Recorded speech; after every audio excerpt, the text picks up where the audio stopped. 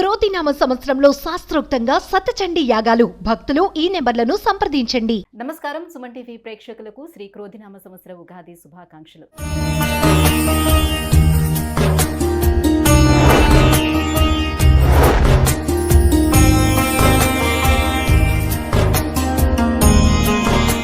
ఈ క్రోధినామ సంవత్సరం ద్వాదశ రాశుల వారికి ఎలా ఉండబోతుంది, అలాగే ఈ సంవత్సరం మొత్తం మీద నవగ్రహాల స్థితిగతులు ఏ రకంగా ఉన్నాయి అనే విషయాన్ని తెలియజేసేందుకు మనతో పాటు ఉన్నారు జ్యోతిష్య రత్న, జ్యోతిష్య చక్ర వైభవ నిపుణ డాక్టర్ రాళ్లపల్లి రవికుమార్ గారు.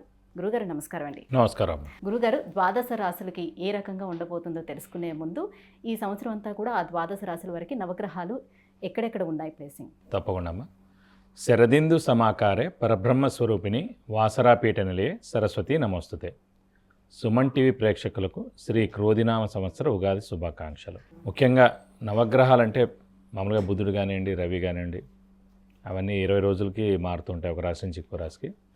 అలాగే శుక్రుడైనా 20 రోజులు మారుతాడు, కుజుడు 45 రోజులు, రవి నెలనాడు. కాబట్టి ముఖ్యంగా మనం తీసుకోవాల్సిన గ్రహాలు మటుకు 4 అండి. ఒకటేమో గురు, సంవత్సరం కాలం అక్కడే ఉంటారు కాబట్టి. రాహుకేతులు ఏడార్థానికి ఒకసారి మారుతారు కాబట్టి. నెక్స్ట్ వచ్చేసి శని వచ్చేసి 2.5 సంవత్సరాలకు ఒక రాశి నుంచి ఇంకో రాశిలోకి మారుతారు కాబట్టి. ముఖ్యంగా మనం గోచారం చూసినప్పుడు, సంవత్సర ఫలితాలు చూసుకున్నప్పుడు మటుకు గురువు, శని, రాహుకేతుల పొజిషన్ ఈ సంవత్సరం అంతా ఎక్కడ ఉన్నాయో చెప్పుకుంటే సరిపోతుంది. ఎందుకంటే మనం ఏం గోచారం చెప్పుకున్నా కూడా ముఖ్యంగా ఆ 4 గ్రహాలని బేస్ చేసుకుని చెప్పాలి. ముఖ్యంగా గురువు వచ్చేసి మనకి 1/5/2024 నుంచి వృషభ రాశిలోకి గురువు సంచరిస్తాడు. సో గురువు అక్కడ ఉంటాడన్నమాట ఈ సంవత్సర కాలం వృషభ రాశిలో. నెక్స్ట్ వచ్చేసి రాహు ఆల్రెడీ మనకి మీన రాశిలో ఉన్నారండి ఈ సంవత్సరం. అంటే నెక్స్ట్ ఏడాది దాకా కూడా రాహు అక్కడే ఉంటాడు సంవత్సరం అంతా. కేతు వచ్చి మనకి కన్యా రాశిలో ఉంటారు సంవత్సర కాలం అంతా. ఇంకా శని వచ్చేసి ఆల్రెడీ స్వస్థానమైన కుంభరాశిలో స్వస్థానంలోనే ఈ సంవత్సరం అంతా ఉంటాడు. ముఖ్యంగా మనకి అందరూ అంటారు గురువు అంటే మామూలుగా గురువు మారుతూ ఉంటాడు, డేట్స్ ఎలా తెలుసుకోవాలని. సాధారణంగా ఎందుకంటే గురువు ఇంపార్టెంట్. ఎందుకంటే దైవబలం, దైవానుగ్రహం సంబంధించిన అది గ్రహం వచ్చేసి గురువు. ఎలాంటి శుభకార్యాలు జరిగినా, అంటే ముఖ్యంగా ఒక చిన్నపిల్లాడు 10th క్లాస్ ఎగ్జామ్ పాస్ అయ్యాడు, అయితే ఇంటర్లో చేరుతున్నాడు, అడ్మిషన్ అంటే ఇంజనీరింగ్లో చేరుతున్నాడు, అంటే మాస్టర్స్ చేస్తున్నాడు, అయితే మెడిసిన్ చేస్తున్నాడు. అలాగే ఉద్యోగం, ఫస్ట్ ఉద్యోగం, ప్రమోషన్, అలాగే గృహం, వాహనం, వివాహం, సంతానం, ఇవన్నీ కూడా చేరాలంటే కనుక గురుబలంతో సాధ్యం. అంటే గురువు ప్రతి సంవత్సరం ఒక రాశిలో ఉంటాడన్నమాట. కాబట్టి ఆ గురువు ఆ సంవత్సర కాలంలో ఆ రాశుల వాళ్ళకి 2వ స్థానంలో ఉన్నాడా, 5వ స్థానంలో ఉన్నాడా, 7వ స్థానంలో ఉన్నాడా, 9వ స్థానంలో ఉన్నాడా, 11వ స్థానంలో ఉన్నాడో చూడాలి. సో 2, 5, 7, 9, 11 స్థానాలు శుభ ఫలితాన్ని ఇస్తాడు గురువు. సో మన రాశి నుంచి ఎక్కడైతే ఉంటాడు. కాబట్టి ఆ గురువు అనేవాడు ఎప్పుడు మారుతాడని ఎలా తెలుసుకోవచ్చు అంటే పుష్కరాలు ఎప్పుడైతే స్టార్ట్ అవుతాయో ఆ రోజు నుంచి మనకి గురువు వేరే రాశిలోకి మారినట్టమాట. సో ఈ సంవత్సరం నర్మదా నది పుష్కరాలు స్టార్ట్ అవుతున్నాయి, అది కూడా 1 మే నుంచి స్టార్ట్ అవుతున్నాయి. కాబట్టి 1 మే నుంచి గురువు వృషభ రాశిలోకి ప్రవేశించి సంవత్సర కాలం అంతా అక్కడ ఉంటాడు.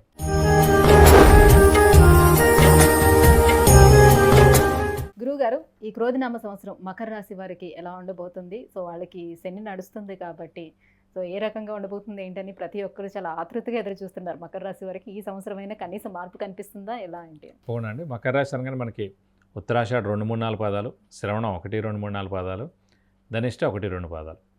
మకర రాశి అధిపతి శని. ఎందుకు ఈ సంవత్సరం బాగుంటుందని ఎలా చెప్పుకోవాలంటే న్యూమరాలజీ ప్రకారం చూసినా కూడా 2024 ఈ సంవత్సరం 2 + 2 4, 4 + 4 8, మొత్తం ప్లస్ చేస్తే 8కి అధిపతి శని. సో ఇక్కడ మకర రాశి అధిపతి శని. సో ఇప్పుడు మనకి 1 మే నుంచి గురుబలం కూడా స్టార్ట్ అవ్వబోతుంది. సో గురుబలం చాలా బాగుంది. అలాగే రాహుకేతుల బలం పరిపూర్ణంగా ఉంది. అలాగే శని లాస్ట్ ఫేజ్లో ఉన్నాడన్నమాట, ఏలినాటి శని. నెక్స్ట్ ఏడాదితో ఏలినాటి శని కూడా వెళ్ళిపోతుంది. సో వెళ్ళిపోతే ఖచ్చితంగా మేలు చేస్తుంది.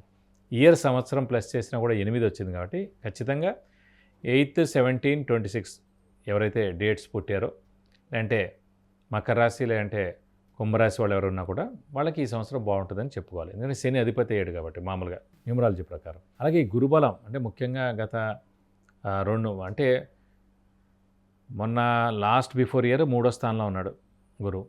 లాస్ట్ ఇయర్ ఇప్పటిదాకా 4th హౌస్లో ఉన్నాడు గురువు. సో 2 సంవత్సరాలు గురుబలం లేక ఏలినాటి శని నడుస్తూ చతుర్థ స్థానంలో రాహు ఉండి చాలా సఫర్ అయ్యారు మకర రాశి వారు. ఇదివరకు కూడా మనం చెప్పుకున్నాం. కరోనా స్టార్ట్ అయినప్పుడు 2020లో ఏలినాటి శని ఫుల్గా అనుభవిస్తున్న వాళ్ళు మకర రాశి.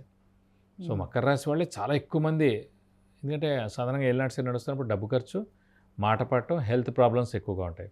సో ఆ కరోనా వచ్చినప్పుడు ఎక్కువగా సఫర్ అయింది మకర రాశి వారే. కాబట్టి వాళ్ళందరూ కూడా ఆ బ్యాడ్ ఫేజ్ అనేది మొత్తం వెళ్ళిపోయినట్టే నాకు తెలిసినంతలో. సో మే 1 నుంచి ఎలా గురుబలం స్టార్ట్ అవుతుంది, రాహుకేతుల బలం బాగుంది. లాస్ట్ ఫేజ్ వెళ్ళిపోతే ఏలినాటి శని నెక్స్ట్ ఏడాది వెళ్ళిపోతున్నా కూడా ఈ ఏడాది ఖచ్చితంగా మేలే చేస్తాడు. కాబట్టి పట్టిందల్లా బంగారం అని చెప్పుకోవచ్చండి. సో నేనేమంటే ఫస్ట్ మేషరాశి, సెకండ్ కన్యారాశి, థర్డ్ మకర రాశి అండి. ఈ 3 రాశులు అత్యద్భుతంగా ఉన్నాయి ఈ సంవత్సరం. కాబట్టి ఈ మకర రాశి వాళ్ళకి అత్యద్భుతంగా ఉంటుందని చెప్పుకోవాలి. అందులో నాది కూడా మకర రాశి. సో నేను కూడా ఆనందంగా ఉన్నాను. గత 6.5 ఏళ్ళ నుంచి ఏలినాటి శని అనుభవించి సో ఖచ్చితంగా ఈ సంవత్సరం అత్యద్భుతంగా ఉంటుందని చెప్పుకోవాలి. శని తప్పకుండా మేలు చేస్తాడు. శని వెళ్ళిపోతే ఖచ్చితంగా చేస్తాడు. ఇంకా విద్యార్థులకి ఏ రకంగా ఉండబోతుంది? విద్యాభ్యాసం పూర్తి చేసుకున్న వాళ్ళకి ఉద్యోగ అవకాశాలు ఎలా ఉండబోతున్నాయి? విద్యార్థులకి సువర్ణ అవకాశం. ఎందుకంటే ఇప్పుడు మే 1 లోపల ఎవరు ఎంట్రన్స్ ఎగ్జామ్ రాసినా, లేకపోతే ఆల్రెడీ ఎగ్జామ్స్ అయిపోయినా, మనకి 1 మే తర్వాత రిజల్ట్స్ వచ్చినా ఎలా అయినా చూసుకోండి. ఇప్పుడైతే పంచమంలో ఉన్నాడు, అప్పుడు చతుర్థంలో ఉన్నాడు. చతుర్థ స్థానం విద్యాస్థానం గృహస్థానం, అలాగే తల్లి స్థానం, అలాగే సౌఖ్యస్థానం, అలాగే గృహ వాహనం, ఇవన్నీ స్థానాలు చతుర్థమే. ఇప్పుడు మనకి 30th ఏప్రిల్ దాకా చతుర్థంలో ఉన్న ఇవన్నీ ఇస్తాడు. 1 మే నుంచి ఎలాగో గురుబలం కూడా వస్తుంది. కాబట్టి విద్యార్థుల మటుకు సువర్ణ అవకాశం అని చెప్పుకోవాలి. మంచి సీట్ రావడం, మంచి ర్యాంక్ సాధించడం, మంచి యూనివర్సిటీలో వాళ్ళకి సీట్ ఖచ్చితంగా వస్తుంది. అది ఫారిన్ అవ్వచ్చు, ఇండియాలో అవ్వచ్చు, వేరే స్టేట్ ఏదైనా సరే ఖచ్చితంగా వస్తుంది. అలాగే చదువు అయిపోయిన వాళ్ళు ఎవరైతే ఉన్నారో వాళ్ళు కూడా వెంటనే ఉద్యోగం వస్తుంది, ఖచ్చితంగా ఉద్యోగం వస్తుంది. ఈ లోపల ఏలినాటి శని లాస్ట్ ఫేజ్ కాబట్టి మారితే ఇల్లైనా మారాలి, అంటే ఉద్యోగమైనా మారచ్చు. రావడమే కొత్త ఉద్యోగం కాబట్టి వేరే ఊర్లో రావచ్చు, అంటే తల్లిదండ్రులు దూరంగా ఉండే ఊర్లో రావచ్చు. సో ఖచ్చితంగా స్థాన మార్పు కూడా ఉంది. కాబట్టి విద్యార్థులకి చాలా బాగుంటుంది. ఈ ఏలినాటి శని స్థానచలనం అనేది ఎలా చూసుకోవాలంటే విద్యార్థులకి మంచి ర్యాంక్, మంచి సీట్ సాధించి వేరే యూనివర్సిటీలో, వేరే ప్లేస్లో వాళ్ళు ఈ స్థానచలనంతో వాళ్ళకి ర్యాంక్ వచ్చింది కాబట్టి అటు మారేందుకు కూడా అవకాశం ఉంది. సో ఖచ్చితంగా విద్యార్థులకి, ఉద్యోగస్తులకి పట్టిందల్లా బంగారం అని చెప్పచ్చు. మరి అవివాహితులకి వివాహం అయ్యే ఛాన్స్ ఎంతవరకు ఉంటుంది? అవివాహితులకు ఖచ్చితంగా వివాహం అవుతుంది. ఎందుకంటే సాధారణంగా ఆడపిల్లలకైతే ఏలినాటి శని అంటే స్థానచలనం, అత్తగారింటికి వెళ్ళాలి. ఆడపిల్లలకి ఎలాగైనా అవుతుంది, ఏలినాటి శని నడుస్తుంది కాబట్టి మకర రాశి. కానీ ముఖ్యంగా గురుబలం కూడా వచ్చింది కాబట్టి గురుబలం ఎప్పుడైతే వచ్చిందో ఖచ్చితంగా వివాహం అవుతుంది. కాబట్టి ఖచ్చితంగా అవివాహితులకు వివాహానికి అవకాశాలు 100% ఉన్నాయి. ఏదైనా సరే మనం మానవ ప్రయత్నం అండి. ఇప్పుడు అబ్బాయిలు అమ్మాయిలు ఇదివరకులా కాదు. సాధారణంగా వివాహాలన్నీ శని ఉండేటప్పుడు జరుగుతాయి అని చెప్తూ ఉంటారు, ఎంతవరకు వాస్తవం అంటారు? సాధారణంగా అబ్బాయిలకైతే జరగదండి, అమ్మాయిలకైతే జరుగుతుంది. ఇప్పటికే స్థానచలనం కాబట్టి స్థానచలనం ఊరికే అవ్వరు కదా అమ్మాయిలు, వివాహం కాబట్టి అవుతారు. కాబట్టి ఏలినాటి శని ఎవరికి నడుస్తున్నా గురుబలం లేకపోయినా పర్లేదు, వాళ్ళకి గట్టి ప్రయత్నం చేస్తే తప్పకుండా అయిపోతుంది. ఇప్పుడు కూడా వివాహం సాధారణంగా ఎవరు ఇంట్రెస్ట్గా లేరు చేసుకోవాలని.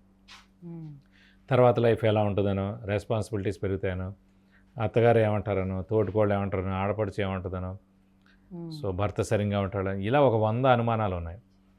సో ఎవరికి ఇంత ఇంట్రెస్ట్ లేదు. కాబట్టి మీరు మటుకు 100% ఇంట్రెస్ట్గా ఉన్నప్పుడు, పరిపూర్ణంగా నేను వివాహానికి సిద్ధంగా అని ఉన్నప్పుడే వివాహం అవుతుందండి. ఇక మకర రాశి వారు ఇంకా ఎటువంటి పరిహారాలను పాటించుకోవాలి గురుగారు? మీరు ప్రస్తుతం ఒక శని ఇదే ఉధృతి ఉందని అనిపిస్తే కనుక ఖచ్చితంగా ప్రతి శనివారం ఉపవాసం ఉండడం ఈ సంవత్సర కాలం. అలాగే ఆంజనేయ స్వామి అష్టోత్తరం రోజు చదువుకోవడం, శివుడు అష్టోత్తరం చదువుకోవడం, వెంకటేశ్వర స్వామి అష్టోత్తరం రోజు చదువుకుంటే మంచిది. అలాగే శనివారం ఆంజనేయ స్వామి టెంపుల్కి వెళ్ళి 41 ప్రదక్షిణాలు చేయడం, వడమాల సమర్పించడం, అలాగే తమలపాకుల పూజ, సింధూరు పూజ చేస్తే కనుక దోషం మొత్తం ఏమన్నా కూడా తొలగిపోద్ది. ఇంకా ఉధృతంగా ఉందనిపిస్తే ఖచ్చితంగా శనికి 19,000 సార్లు జపం చేయించి నల్ల నువ్వులు 200 గ్రాములు 1000 రూపాయల వర్త్ గోల్డ్ ఐటమ్ దానం ఇస్తే కనుక దోషం మొత్తం తొలగిపోతుంది. గురుగారు, మకర రాశి వారికి క్రోధనామ సంవత్సరం ఎలా ఉండబోతుంది ఏంటి అనే విషయాన్ని తెలియజేసినందుకు ధన్యవాదాలు. నమస్కారం.